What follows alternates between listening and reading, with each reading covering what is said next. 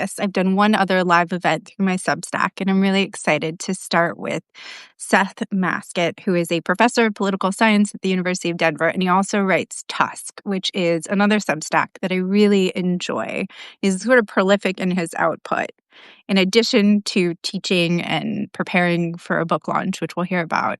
But I wanted to talk about your most recent piece first in Tusk, which is about Marjorie Taylor Greene, who a lot of people are like, there are these emotions that are happening recently where someone on the right, even someone like her, who has taken these, is the embodiment of these extreme positions, suddenly seems to have a moment that we've been hoping to see in a lot of other characters, this moment of clarity of, have you no decency, sir? There is like a little bit of that, and she's suddenly talking about, less about party loyalty and more about her constituents, her voters, concerns they have.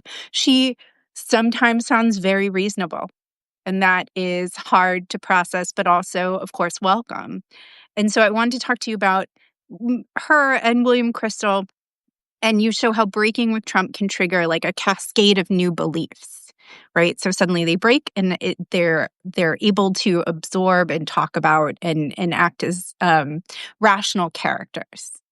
And so I thought it was a great piece, but you almost suggest like through exile comes this opportunity for moral like realignment. And so I wondered if you saw a kind of shift as ideological evolution or as social resorting. Is this the sign of things to come, or is this an isolated incident? I don't know how much of this is actually to come. And I try not to get like super excited about, something like this. It's not necessarily like she's finally seen the light. A lot of people are going to follow her on this. But she's someone, Marjorie Taylor Greene is someone who is very much brought in to politics with, pursuing conspiracy theories. She's a very big QAnon person. She, from what I understand, she was not particularly political prior to 2016, but got very excited about Donald Trump's candidacy.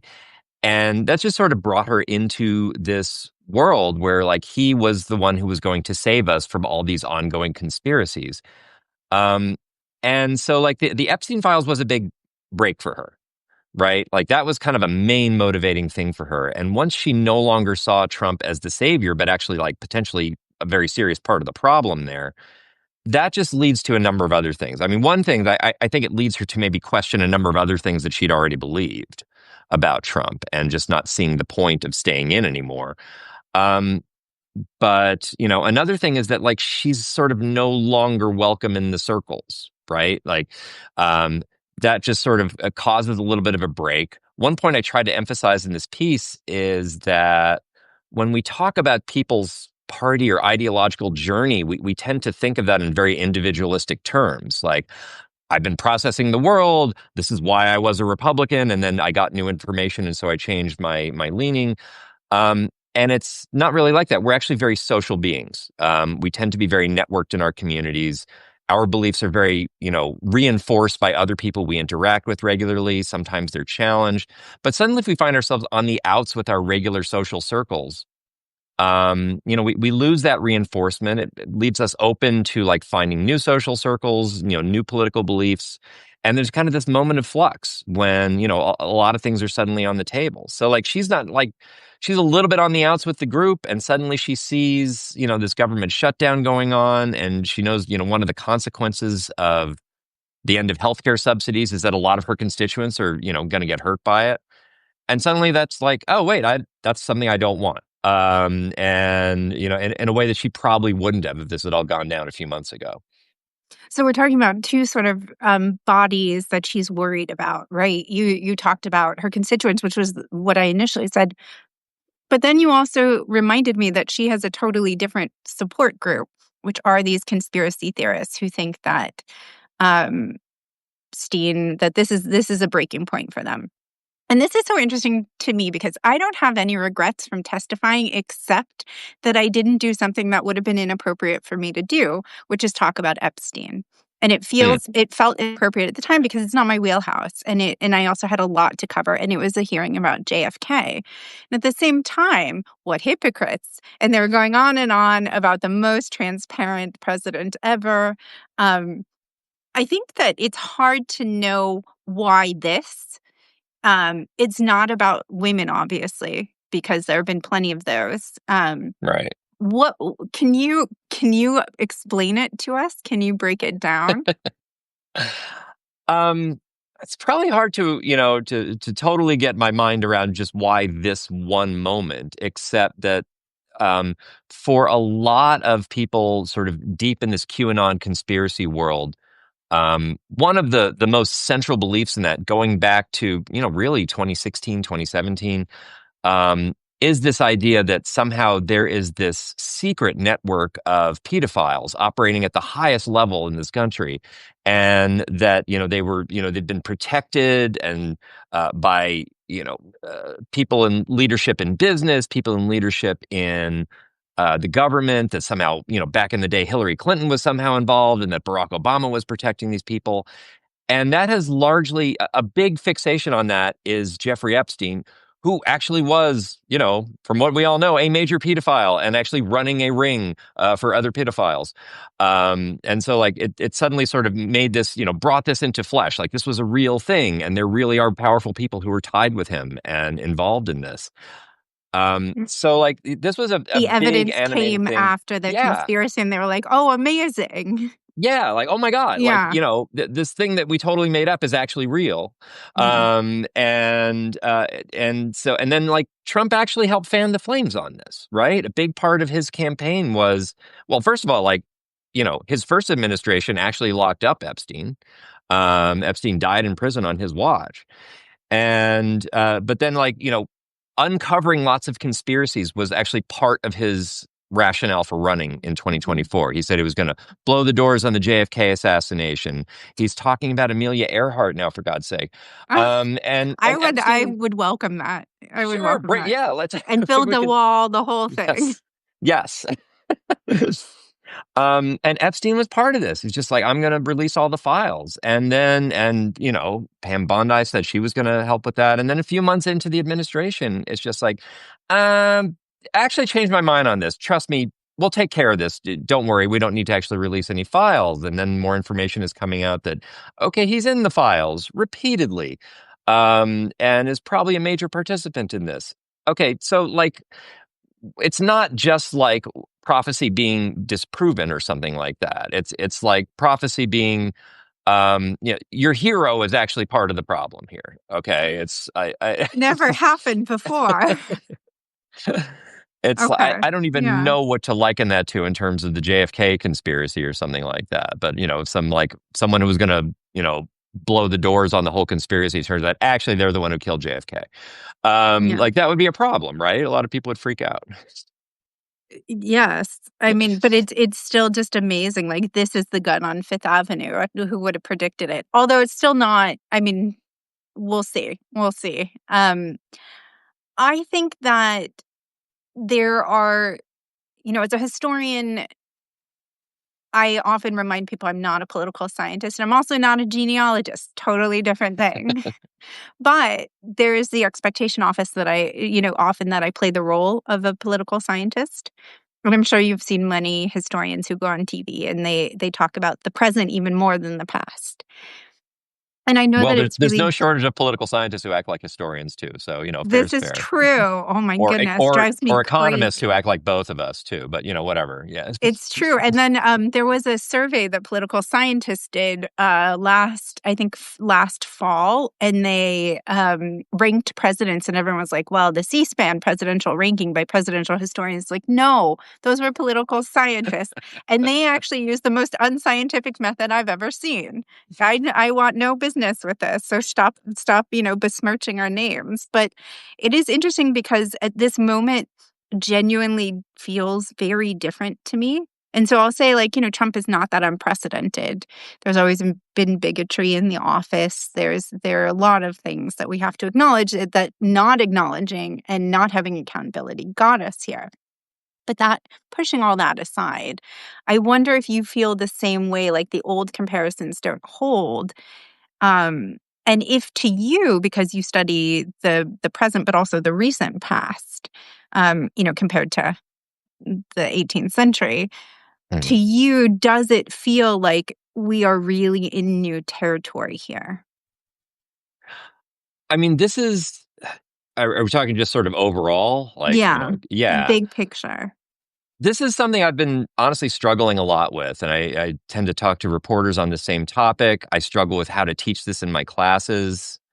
Um, when Trump first got into office, and I was teaching classes back then, I sort of felt like my role was to explain to students, like, what's the normal part and what's the abnormal part, right? Like, Trump complaining about, judges who overturned his executive orders in 2017. Like, that was pretty standard for presidents to do that, to complain about judges who rule Mhm. against them. The way he did it was weird.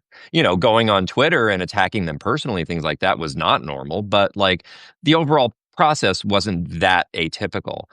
But I feel like, first of all, we're kind of past that. We're kind of Yeah. we're well beyond him sort of, doing some of the things that are kind of normal. And also, like, when I'm trying to explain stuff to my students, um, these students now, all they've ever known is the Trump era, Mhm. right? Barack Obama is a mythical creature as far as they're concerned, and this is just normal. This is what U.S. politics is like. So me trying to do this normal abnormal thing just doesn't really take. My impression, like, you can find some parallels in things, right?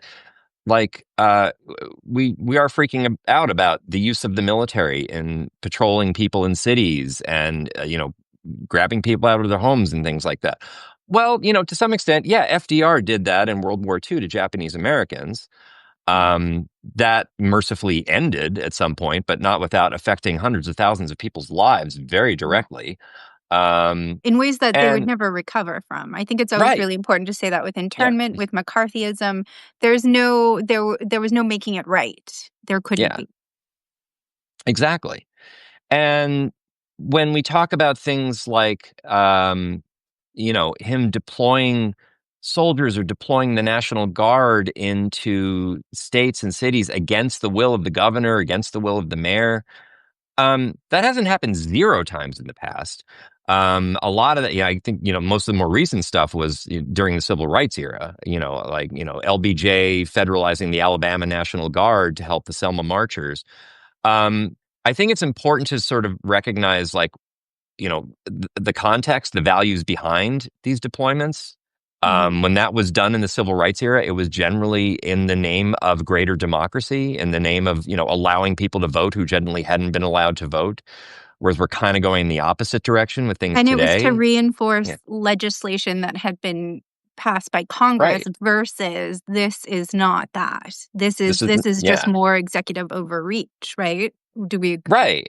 Yeah. And also a deployment to remedy what was, I think, apparent to everyone as a legitimate crisis. That, Yeah. there were Black children trying to enter schools, or, Black voters trying to vote. And you could see on TV that they were being prevented from that by, like, violent white mobs. Here, Trump is, reacting to fantasies, basically. Particularly in Portland, Oregon. He's just like, he's got this idea in his head that there's this violent Antifa mob just controlling the city, and it's just not happening. Antifa But isn't even like a yeah, centralized unit. You can't find you can't get a card. You can't be a card carrying Antifa member. It's not like the ACLU.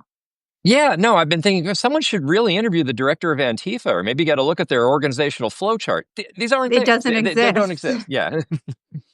Right. Yeah, one of the best things I read a few years ago about, Antifa was just like, Antifa's sort of like, the Dave Matthews, fans of the Dave Matthews Band, right? Like, we know that's a thing that exists, but it's like they don't have an organizational structure. It's hard to actually, like, find Yeah. who they It's are, not like Fisher or the Grateful right? Dead or one of those. It's totally true. I hadn't thought about that. It's Yeah. not a bad one.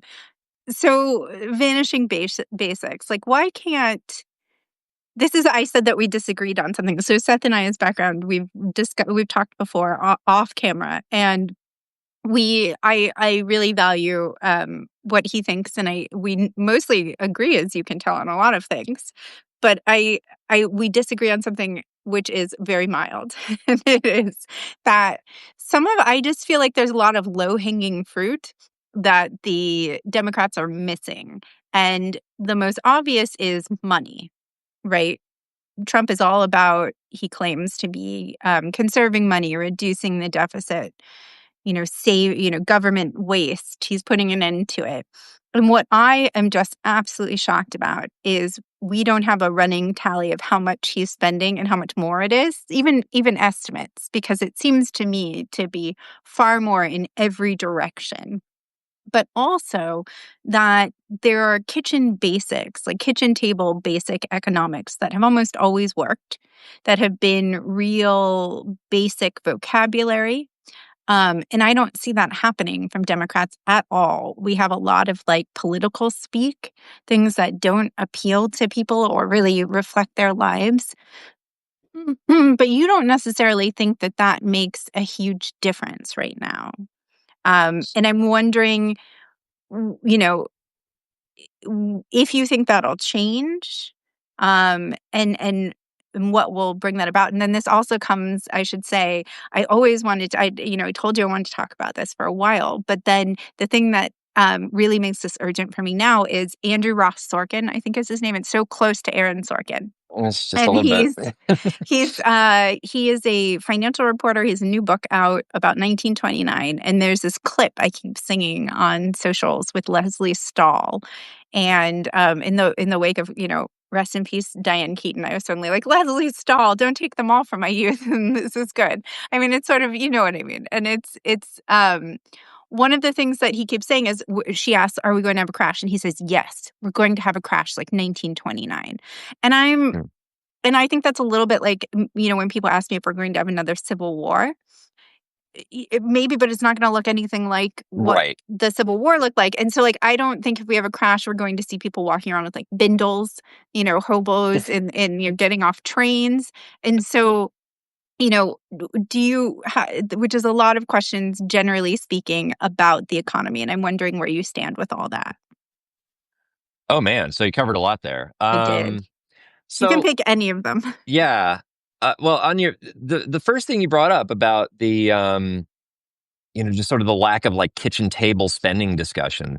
I, I'm not really sure. I struggle with that honestly Yeah. because it seems like at some point over the last 20 years or whatever, a lot of people have just given up on the idea of government fiscal responsibility.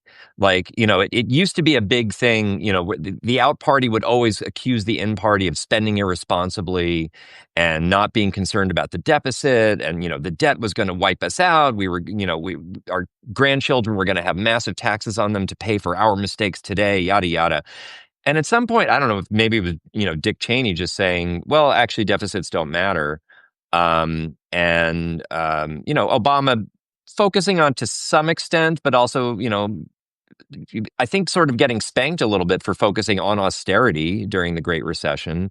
Biden really not worrying about spending too much to come out of a pandemic. And, honestly, I think that was probably the smart move, even if it didn't end up in his reelection. Trump definitely not caring about it.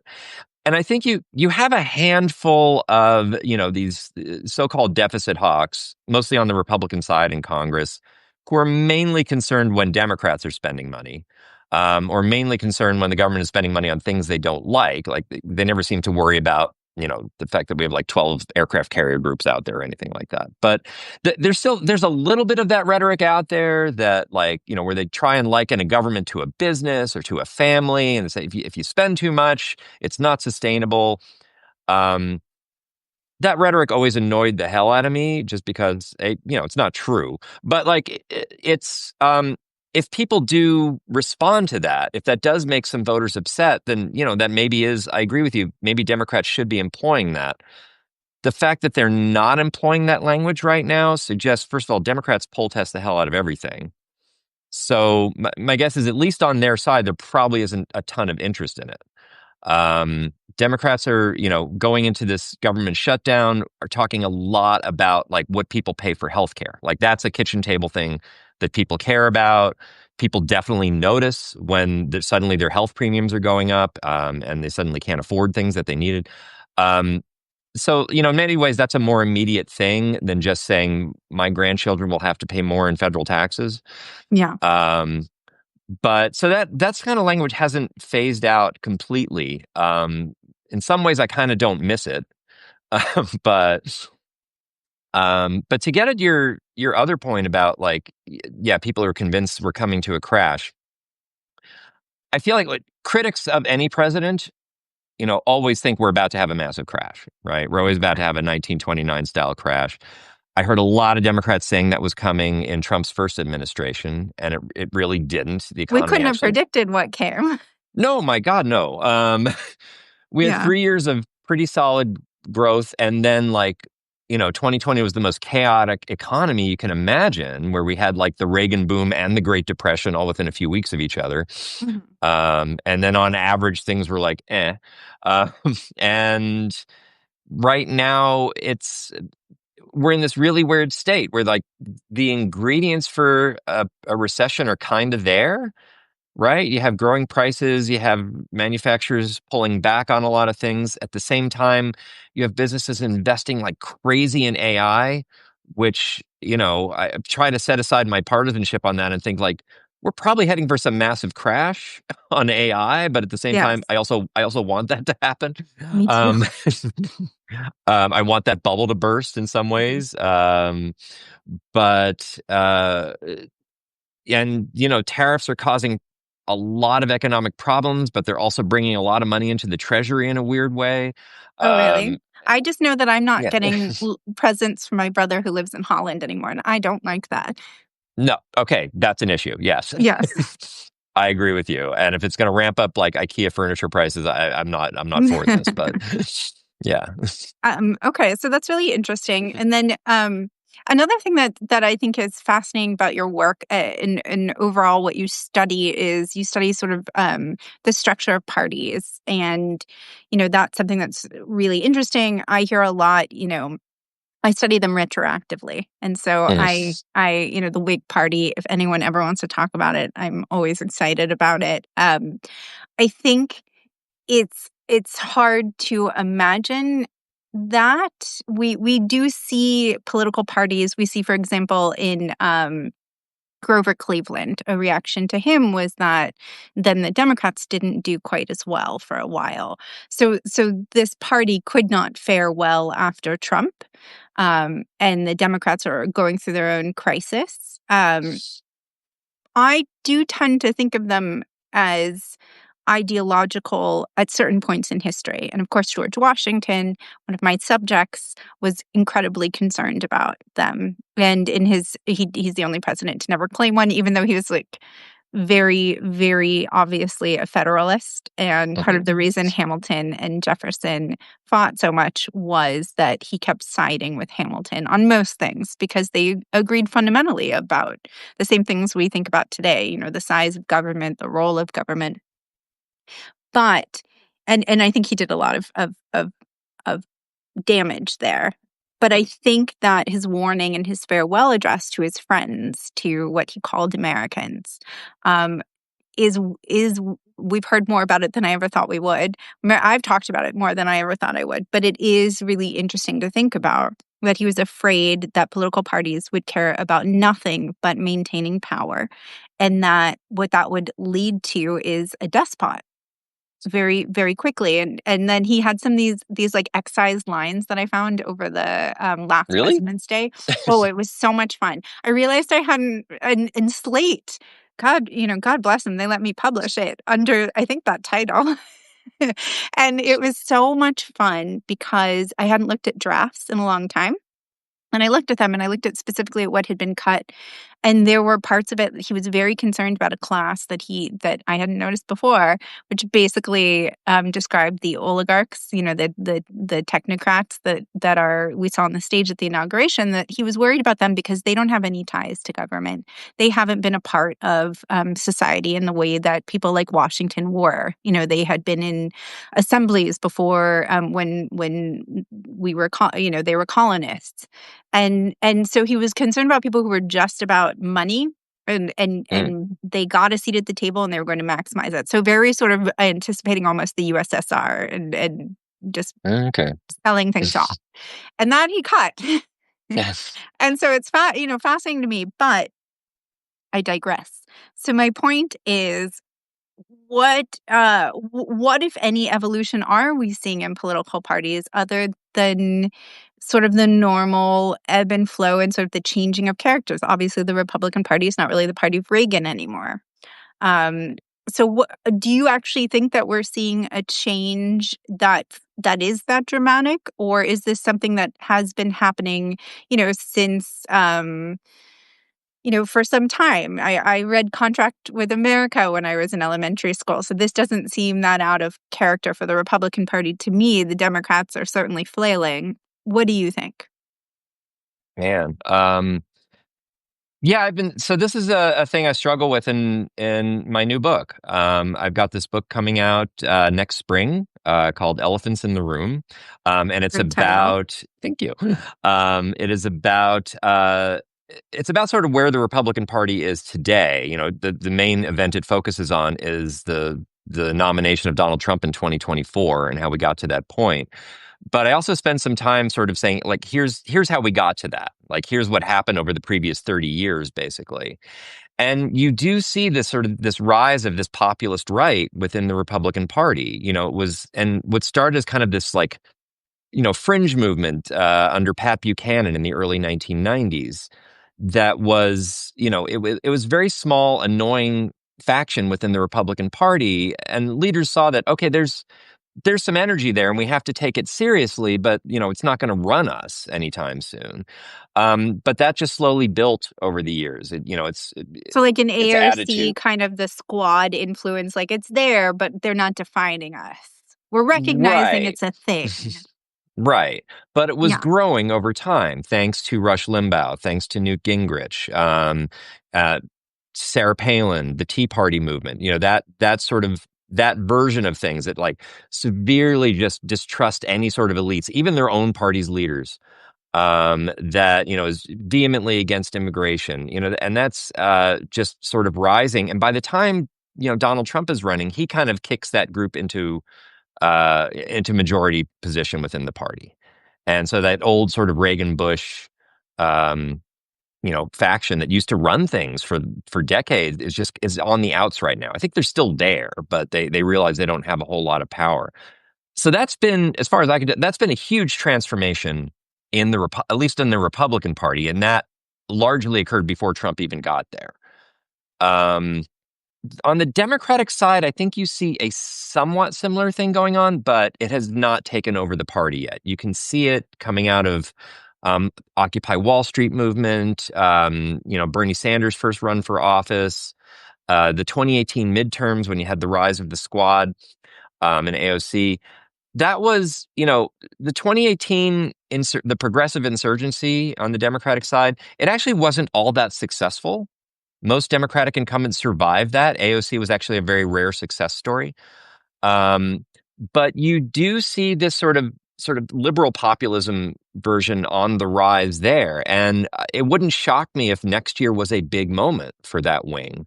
Mm. I mean, the Democratic Party is not very popular now, including among Democrats, right? Party leadership is just very much on the outs, and a lot of Democratic challengers are going to be running in primaries against that to challenge that, and they could end up doing pretty well next year.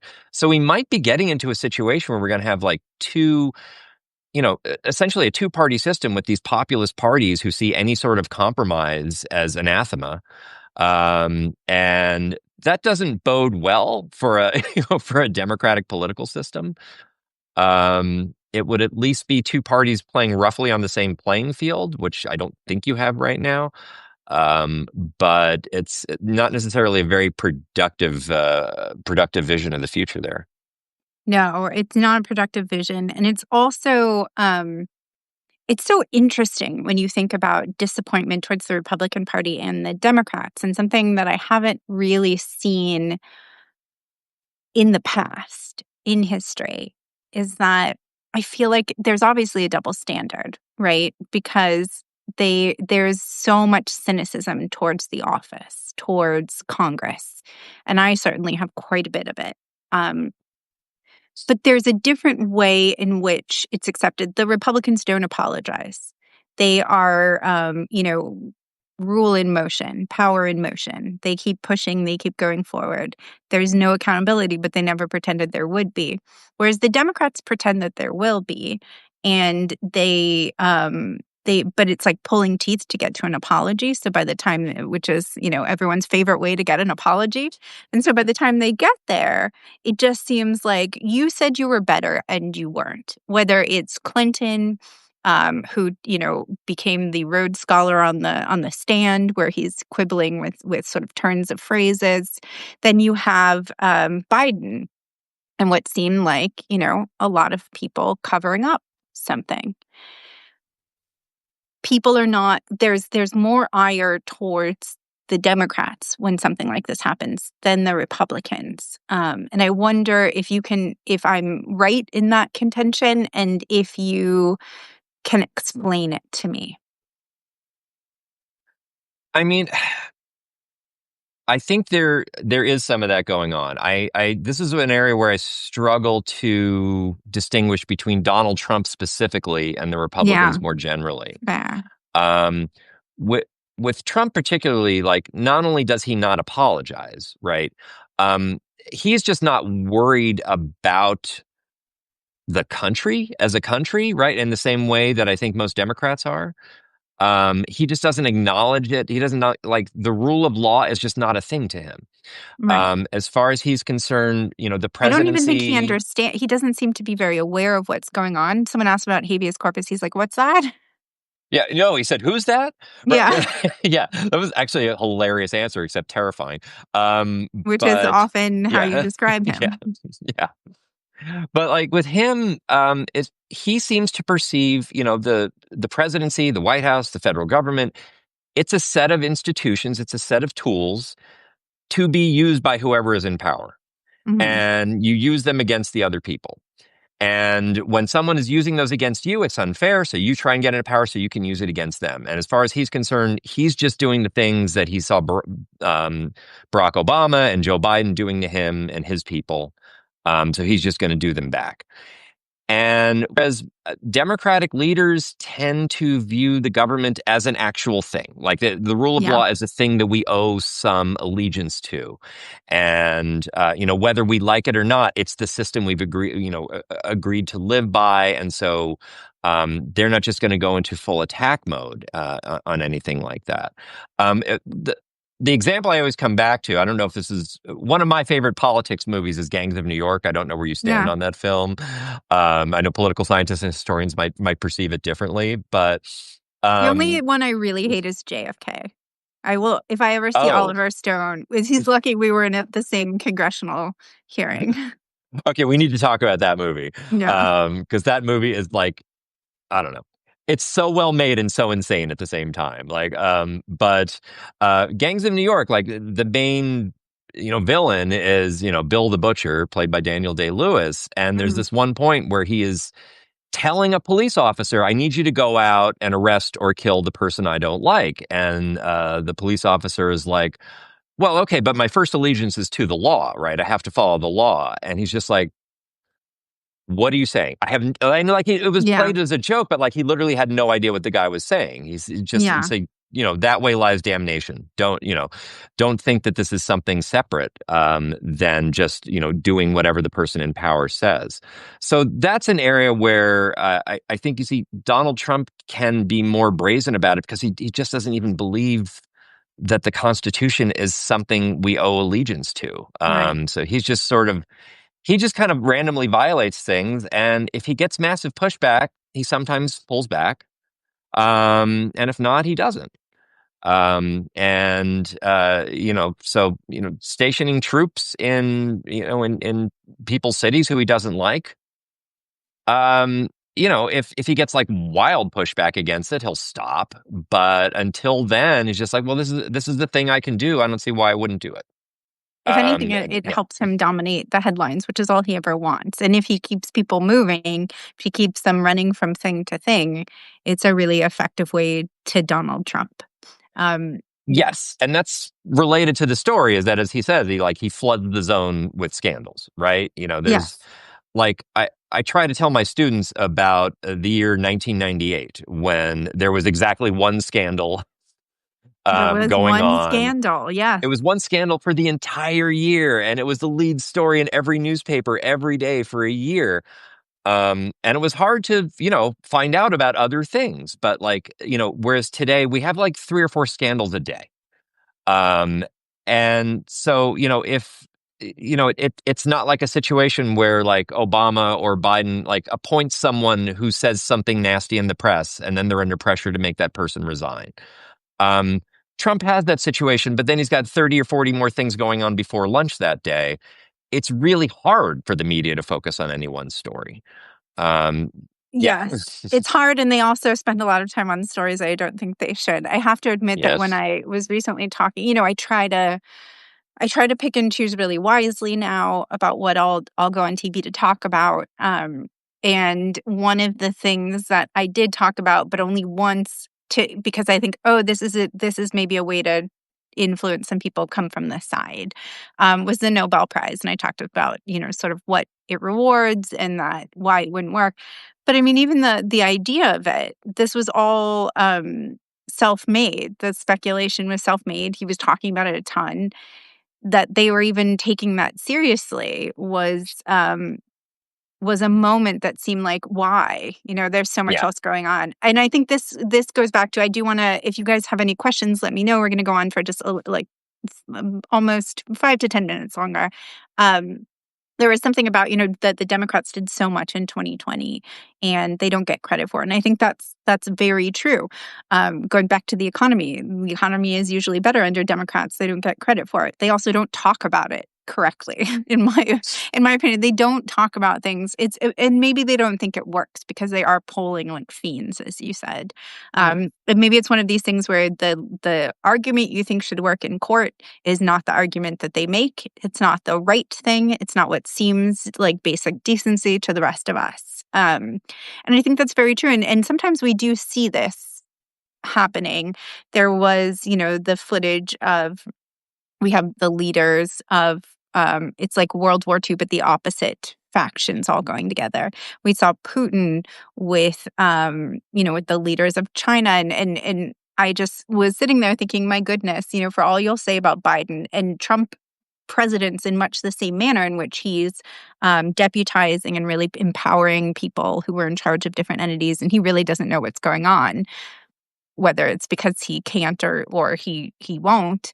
And the amount of, you can see it in the readouts, you can see in the allocation of how these people traveled and their efforts, that Biden really had someone on all these people to ensure that that exact scene did not happen, that Mhm. was not going to happen. And so I think it is true that they don't get any credit, except when things turn so bad under a Republican that there's no choice but to vote them out. Um, and so I think it's hard, how can people who are not thrilled with either party, how can they really understand what's going on, rationalize what the Democrats are doing, and also do something? I always say that like civics is a verb, and the smallest amount. You don't have to go and start a nonprofit or run for office, although that would be great. Join the school board. My school board is, it's an active site of contention. And there's been a lot of good there that has managed to combat much of what's coming out of DC.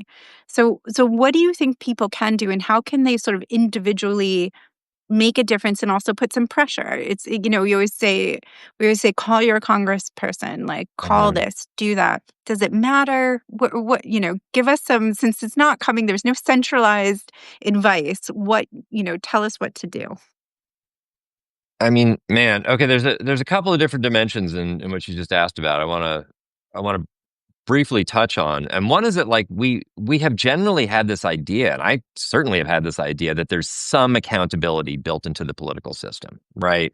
Even if it's not, it might come from Congress, yeah, it might come from elsewhere, but like in some sense in which if you're really doing horribly, eventually voters will notice and Yeah. they'll punish you for it.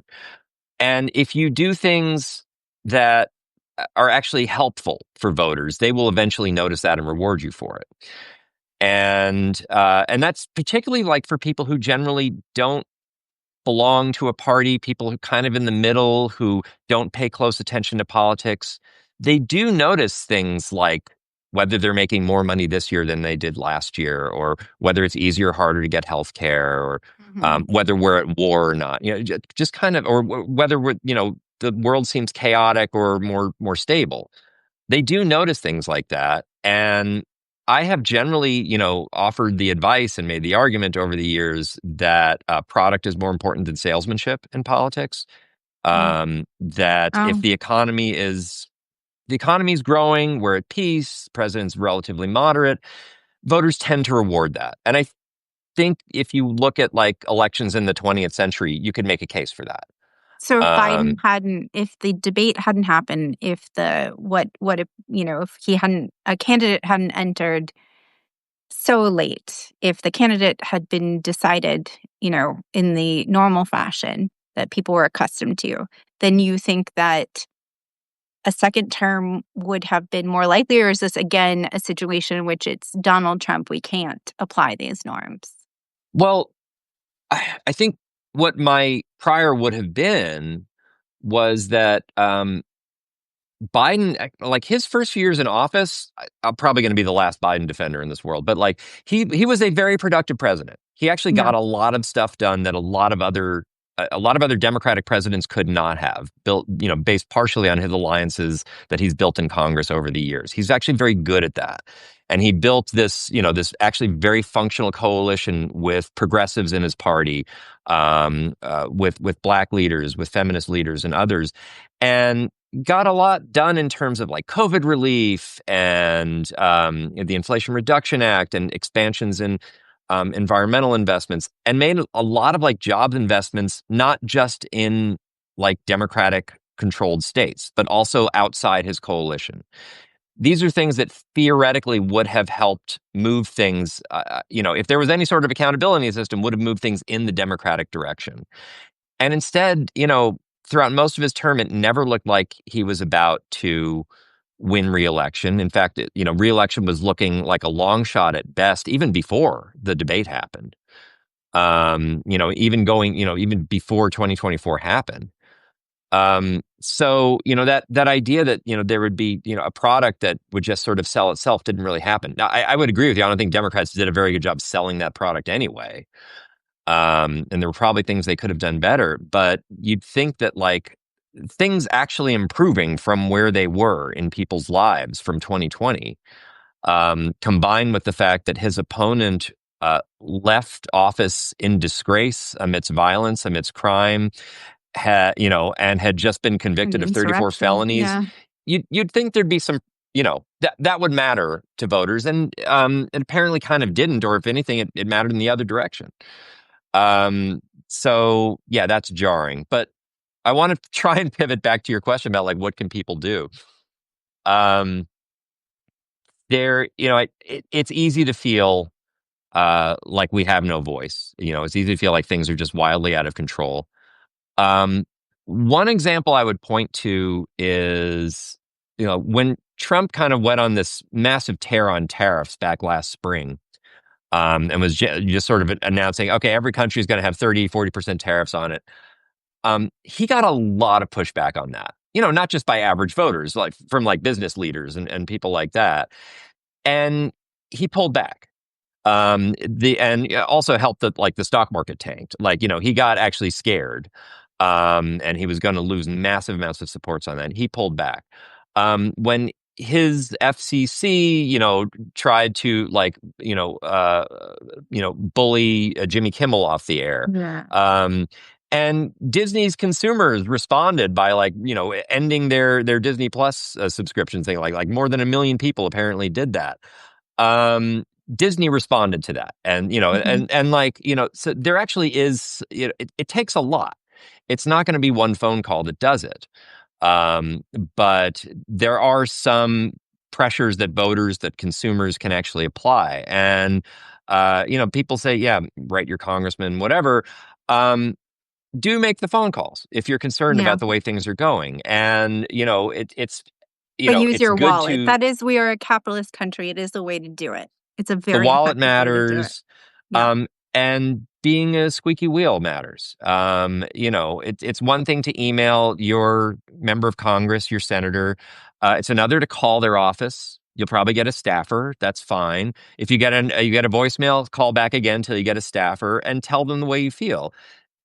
They're not about to go talk to their senator and say, we need you to change your views on this immediately, but they'll tally that stuff. They'll note, where the passion seems to be on this issue. That's actually something that does make a difference.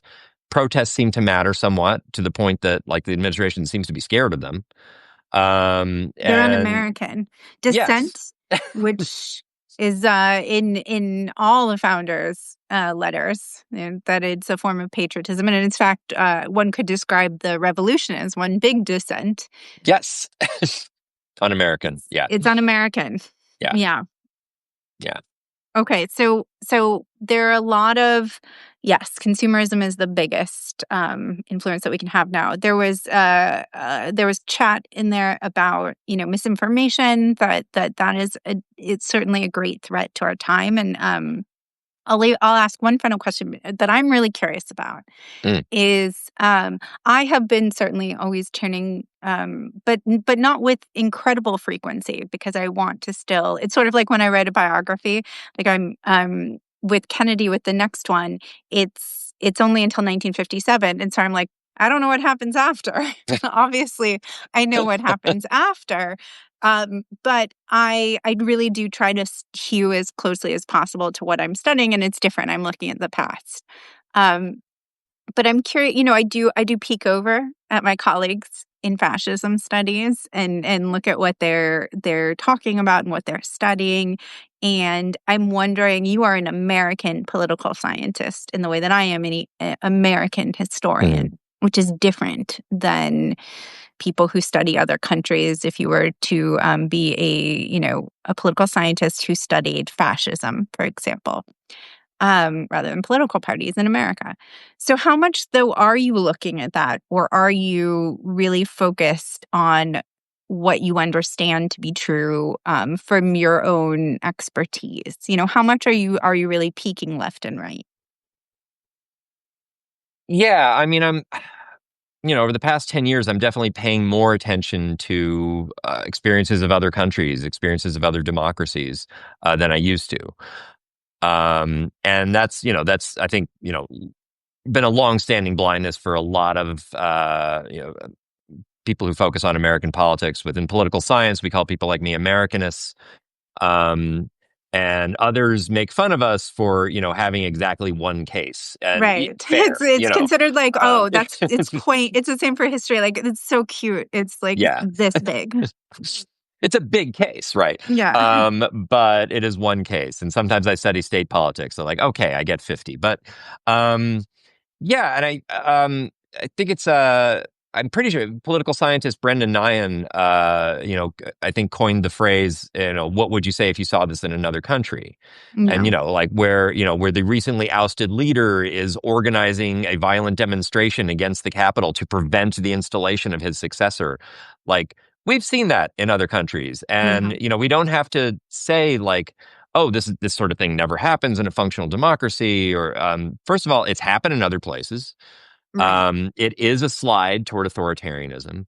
It doesn't mean it can't be reversed, but it does, it does portend bad things to come. It also, by the way, when people say stuff like that, that doesn't happen here. Well, that's where I turn to historians like you and find, well, this kind of does happen here. We've It had, happens there, um, just at a much smaller scale. Yeah. yeah, we've had legitimately elected governments at the state and local level in this country just overthrown by violent mobs. Mhm. And almost always race is at the center of that. But Yeah. we tend to kind of erase this stuff and talk about how we just have peaceful transitions to power here. And so I do pay attention more of that. I think Ziblatt and Levitsky's book, "How Democracies Die." I that book was a great sort of bridge drug for people like me to learn a little bit about what goes on in other parts of the world and how, very functional democracies have fallen apart. We've sort of, the US has kind of followed that like a checklist in recent years, rather than something to avoid. But I do recommend that, and other comparative politics texts for just understanding like what can happen in this situation. And the US is not immune from it. We like to think we are, but we are not. So people should read Tusk. My subscribers should run over to Tusk and read it as well. Please do. And you are an author already. You have a new book coming out next year. What else should they, what else should they read? Where should they start? Where can they Um, find you? where can they find me? I post In a your lot on. office. Yeah, I'm in my office. I'm here a lot. I post a fair amount on Blue Sky. You can find me under the username Smotus, Smotus, Seth Masket of the United States. But yeah, you can make me between there and Decidedly my kind of joke. yes, between there and my Substack Tusk. Occasionally dabble on Instagram. And watching for my new book. That's a lot of it. If you're interested in some of the stuff we've been talking about, I also encourage people to check out my most recent book, which was called Learning from Loss. In that book, I was following the Democrats between 2016 and 2020. And basically, like the lessons Democratic activists thought they learned from Hillary Clinton's loss, how that kind of made them, make changes in the party and advantage someone like Joe Biden seeking the nomination in 2020. I enjoyed writing that book. I think it stands up. It also shows just how different that party is from the Republican Party today. The Republican Mm, Party is definitely not about learning from its losses. It sort of leans into not acknowledging those losses at all instead. interesting. Okay. Well, thank you so much. This was so great. I really encourage everyone to subscribe, and I learned a lot. I have a lot to think about. So thank Thank you. you so much for inviting me on. There's a great set of questions. And of course, I mean, your subscribers are already subscribing, but I encourage them to subscribe anyway. This has really been a delight. Bye. Thanks, everyone. Thanks so much. Take care.